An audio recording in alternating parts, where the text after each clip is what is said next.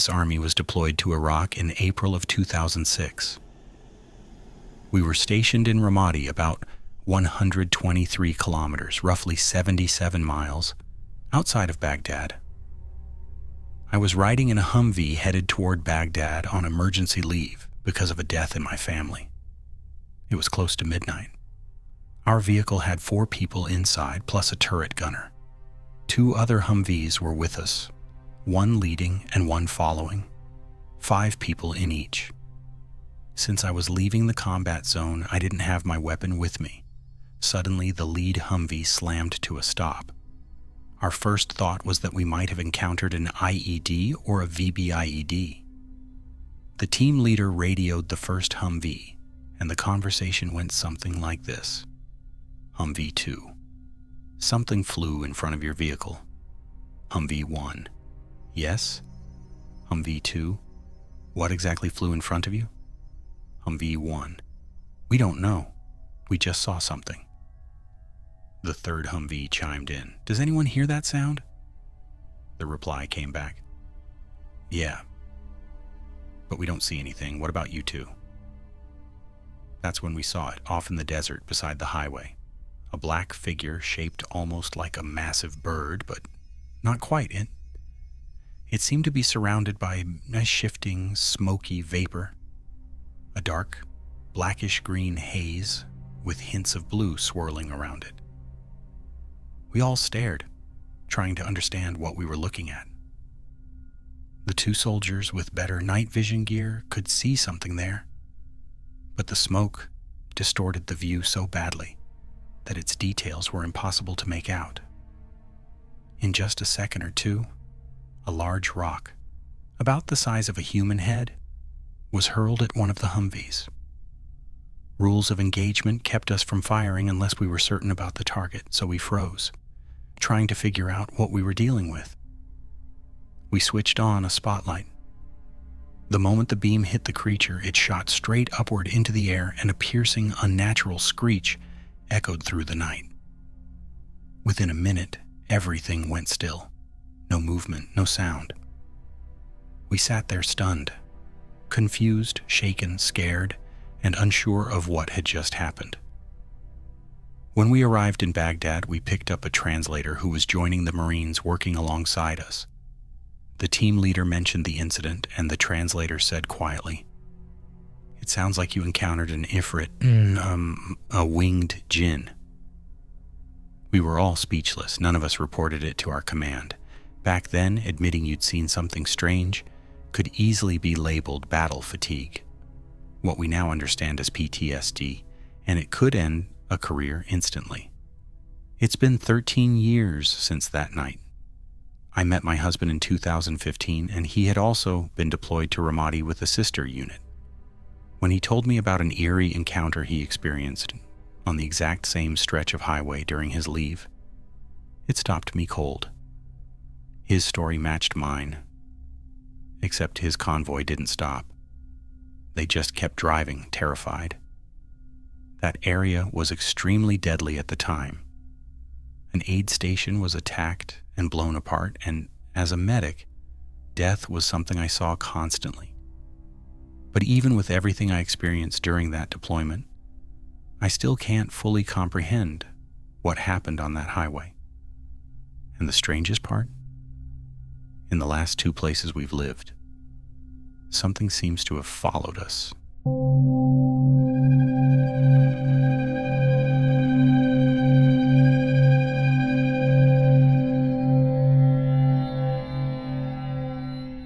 My uncle is a Navy engineer captain.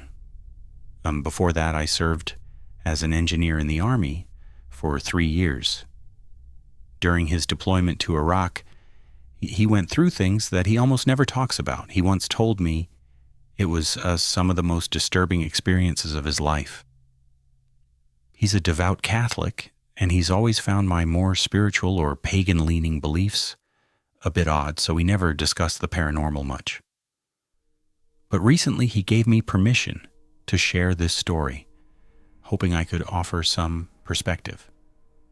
During his first deployment, he was stationed at a base where drones were frequently launched.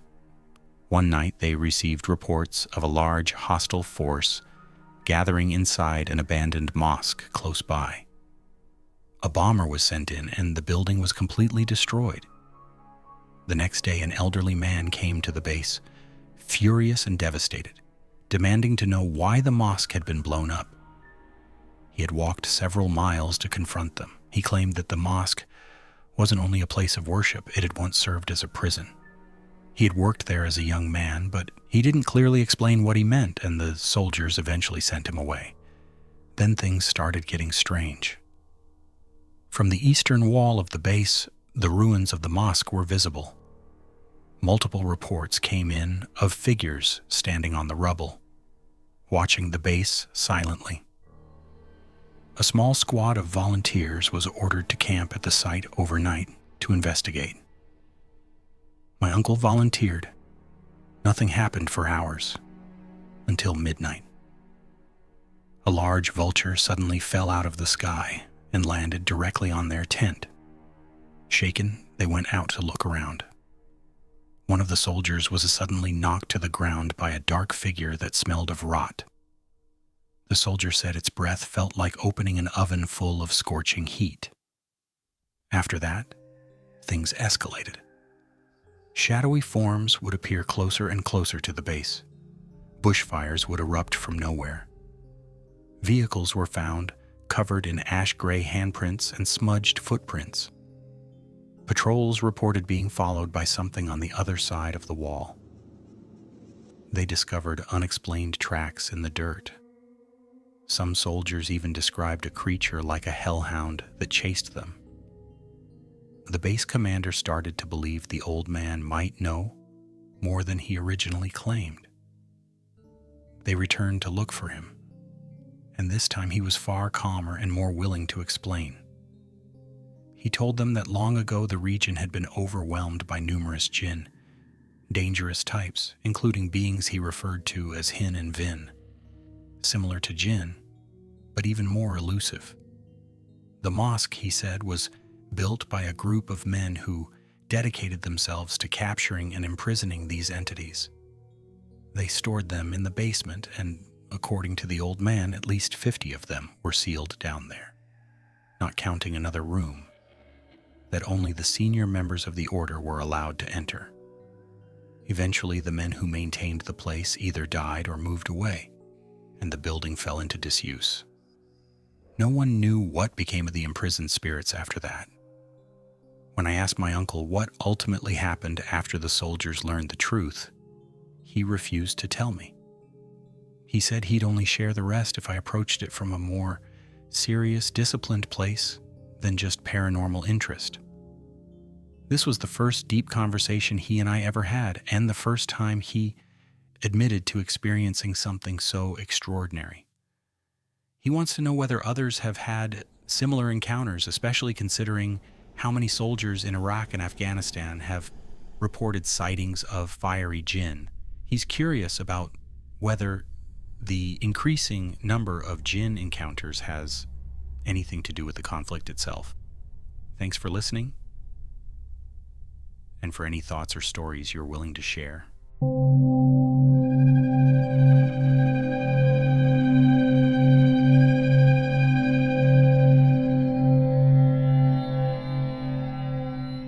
I'm a journalist living in Turkey, and paranormal investigations are my hobby. I did not experience the following story myself. One of my readers sent it to me and asked me to publish it. Here is what they wrote. I live in a village in Zonguldak. My name is Dilevo. When I was a child, the women in our village used to gather at someone's house during the evenings and tell frightening stories about jinn.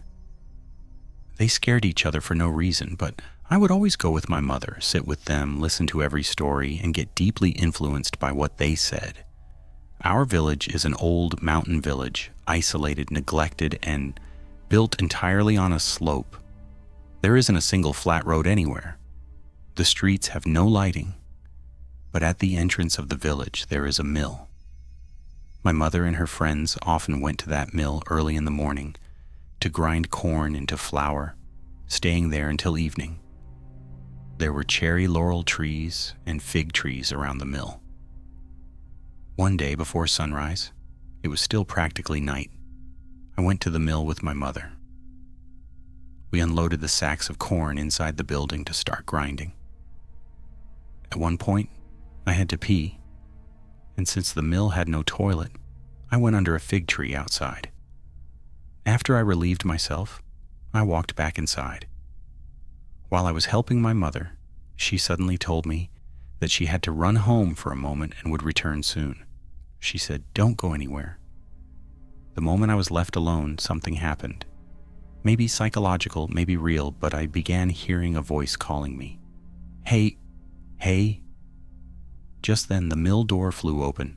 Startled, I hurried outside to see if someone was there. In the dim area near the fig tree, I thought I saw a figure standing. The light from the mill didn't reach that part well, so I couldn't be sure. Maybe it was just a shadow, but it felt like the shape was staring directly at me. My heart dropped. I remember thinking, I hope that's not a jinn. I rushed back inside and shut the door. A moment later, it swung open again, hard, as if someone had thrown it wide on purpose.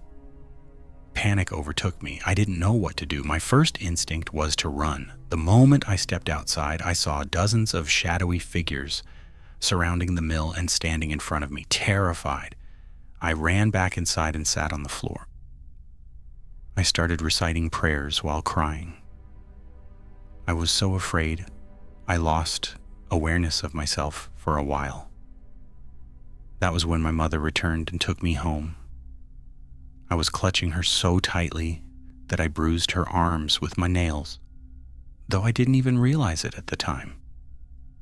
When I finally calmed down at home, my parents and other family members asked what had happened and why I was so terrified. I couldn't bring myself to tell them. I felt that speaking about it out loud would make me relive the fear all over again. In the days that followed, I tried to forget what I saw, but my nightmares didn't let me. Every night, I dreamed of something trying to strangle me.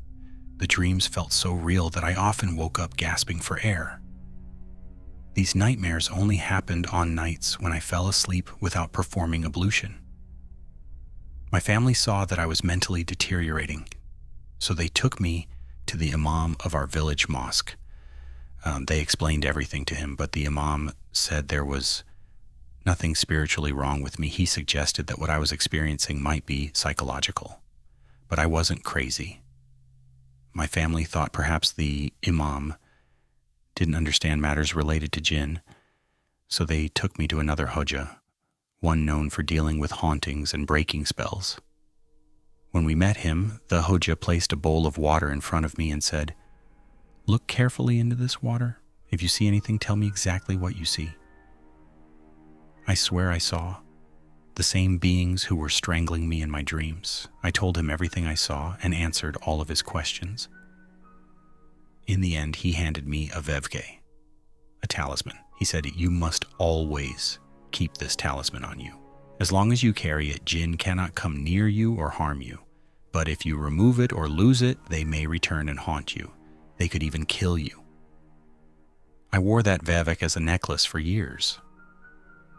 After that day, I had no more problems with jinn. The only issue is I lost the vevek a few days ago, and now I don't know what to do. Below are explanations for a few elements in the story that readers outside Turkey might not know. Fig trees. In certain Turkish folk beliefs, the area around fig trees is considered a place where jinn frequently dwell. Because of this, people avoid going near fig trees at night. It is believed that urinating under a fig tree invites jinn to haunt the person. Another connected belief says that anyone who falls from a fig tree will either become disabled or die soon. Vevk. Vev or Vevk. This is a type of talisman created by arranging specific letters and numbers into squares or rectangles according to particular numerical formulas. These configurations are believed to have protective properties.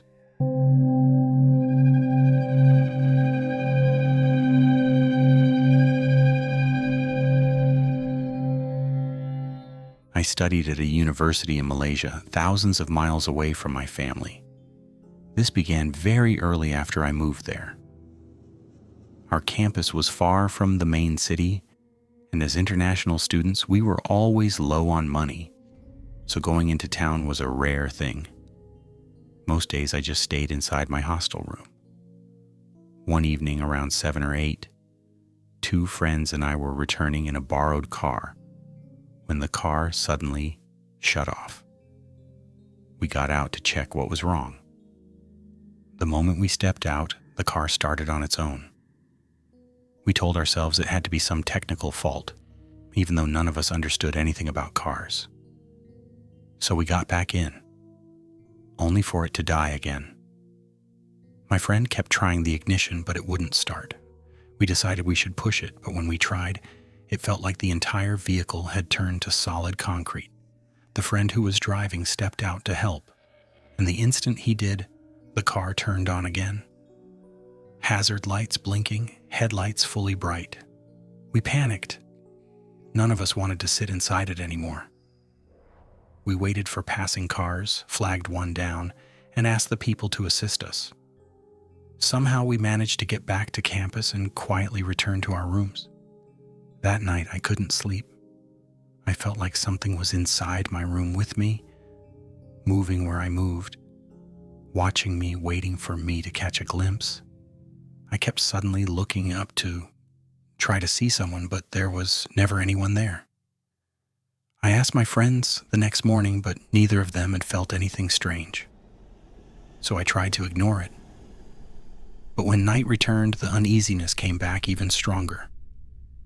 I played music to distract myself, but it didn't help. I took a shower, prayed, and tried to sleep. Still, the presence didn't go away. My bed was pushed against the wall, and I always slept facing it. The whole night I felt someone standing directly behind me, staring at me, waiting for me to turn around. This went on for days. I started sleeping with the TV show playing just so the noise would drown out the dread. I'd wake up after 5 or 6 episodes had passed. I didn't play Quran recitation because I didn't want to risk waking from a dream while it played. That felt disrespectful, but even without it, the feeling never left. Then things escalated. One night while struggling to fall asleep, I felt something tugging at my blanket. I tried to hold on, but suddenly my entire body went rigid. I was completely paralyzed, able only to blink. The blanket slid off me inch by inch until it was gone. I tried to recite anything I could remember, but the words wouldn't come. Then the whispering began, slow, angry murmurs, dozens of voices speaking beneath their breath. I couldn't understand a single word. I wet the bed from shock and lay there paralyzed for I don't know how long. When my phone's alarm played the azan, I could finally move again. This began happening often: sleep paralysis, whispering voices, nights spent frozen, unable to breathe properly. My grades dropped. I was constantly exhausted.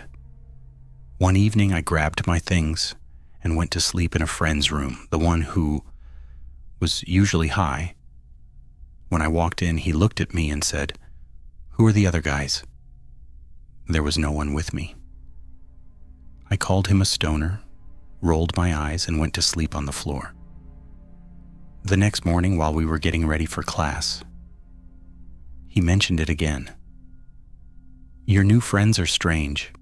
They sat beside you all night just watching you. They didn't even answer when I talked to them." He looked serious, not joking at all. I attended my classes quietly and then called my dad afterward. He told me to place a small ayat, one of the protective verses from the Quran, above my door. So I did. That was when everything truly spiraled. I didn't want to change rooms because the process would take too long. And by this point, I was angry. My space was being invaded. I stuck the Ayat al-Kursi above my door and felt like I'd finally taken a stand. That night, I slept peacefully until a loud knock shook my door. I still don't know if what happened afterward was real or if I was half asleep. I got up and opened the door. A man was standing there. I couldn't tell his age. He was extremely tall, his entire body covered in dark tattoos. He had no eyes, at least none that I could recognize. He pointed at the paper above my door and let out a deep, guttural sound that vibrated through my chest. He kept pointing, kept making that horrifying noise. I don't know if anyone else heard it or if it was all in my head. I removed the paper, and he came inside. I remember nothing after that except waking up the next morning in my bed, furious with myself. After that night, I started finding strange things in my room. Dead birds, small animal bones, broken combs, bits of burnt paper. I threw everything out. It felt like a war had begun. One night, I decided I wouldn't sleep facing the wall anymore. This was my room, my space. I wasn't going to let them intimidate me. I said out loud, "Do whatever you want, I'm not leaving." I prayed and went to sleep. Sometime in the night, I woke up. All the lights in my room were on, and I saw him. The same man, except this time he was performing salah in my room, but he was facing the wrong direction. He went through every motion of prayer. I could hear the sounds he made, but he wasn't facing Qibla. I lay there, unable to breathe, unable to scream.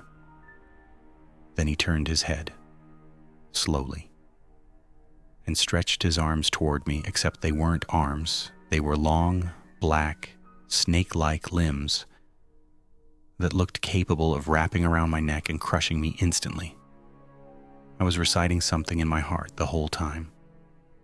Tears soaked my pillow. After that, I remember nothing. I woke up in the morning with scratches all over my body, like a dozen wild cats had clawed me in my sleep. My bedsheet smelled like old, dried blood. That was my breaking point. I contacted my cousin who connected me with someone who could help. That night, I went to sleep in a mosque. In Malaysia, many men wear a cloth wrap, maybe a dhoti, maybe something similar, over shorts when praying. I used mine as a sheet and slept in the courtyard. What happened next is hard to believe, but I'll leave that to you. I woke up in the exact same place where our car had first broken down that night. I opened my eyes to strangers shaking my shoulders, asking if I was okay. One of them suggesting calling the police. Some of those people turned out to be seniors from my university, and they drove me back to the hostel. Later, when the scholar my cousin arranged finally visited, he spent several hours in my room. After asking around, we learned that the student who lived in that room before me used to practice black magic. He had written things on the walls using his own blood, and the administration had simply painted over it. I don't know what eventually happened to that room or who lives there now. I was quietly moved to a new one on the condition that I never speak about it. Since then, no more shadowy figures, whispers, scratches, blood smells, or waking up in strange places. But I still dream about it sometimes, and I avoid looking into mirrors for too long.